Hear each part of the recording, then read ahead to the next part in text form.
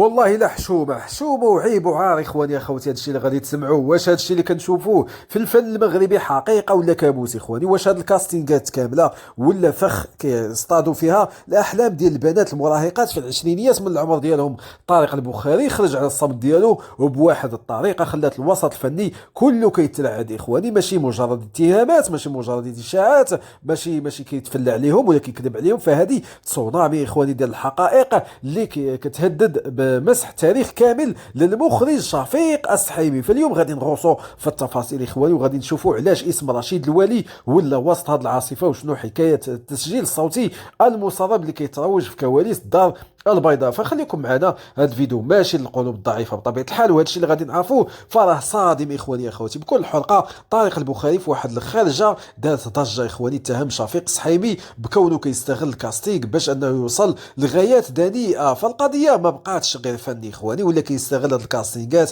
باش انه يختار الفتاه على ود العمر ديالها، الجمال ديالها، واش غادي تقبل انها تفقد الشرف ديالها مع هاد السيد وتستسلم ليه. شنو هو البديل ولا المقابل؟ هو انها اخواني تولي نجمه من النجوم وتشارك لاول مره في عمل فني، ولات كتمس الكرامه ديال البنات المغرب. هادشي كامل والبخاري كيتحدث على منظومه ديال الاستدراج في الممثلات الشابات كيوعدوهم بادوار ديال البطوله، ولكن الحقيقه كتكون صادمه اخواني في خلف الكواليس ديال التصوير.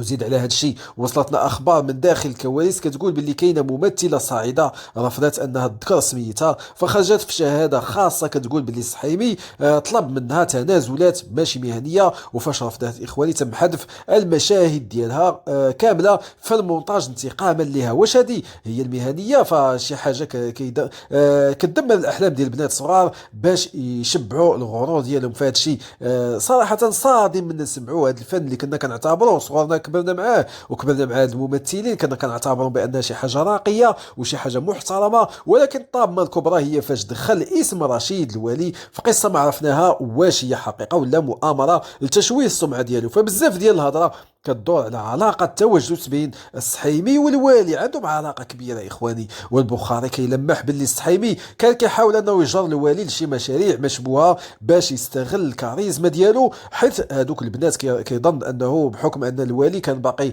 صغير شويه في العمر، كيظن بان الوالي غيستقطب ليه بنات افضل واكبر وغادي يقبلوا ليه هذوك النزوات الجنسيه ديالو. والوالي مسكين عاش واحد الضغط نفسي كبير ما يعلم به غير الله على حسب الاقوال ديال البخاري. اخواني سمعوا هذه ضروري.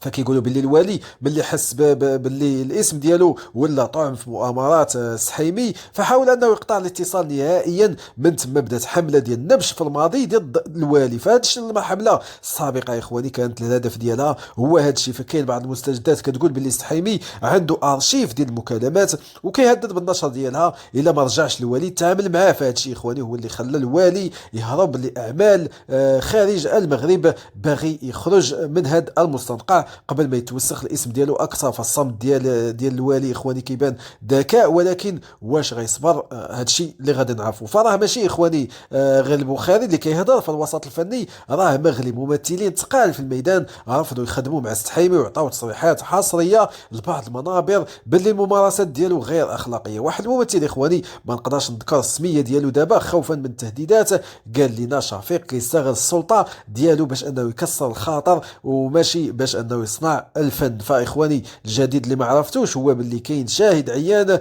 في موقع تصوير العمل القديم اكد باللي كاين ديما كان غرف مغلقه ممنوع يدخل ليها حتى المساعدين ديال الاخراج. يعني ملي كتبان ليه شي بنت فهو كيخليها لهذيك الغرفه. اخواني راه هادشي لا حول ولا قوه الا بالله. حشومه اننا نسمعوا في هذا المجال الفني.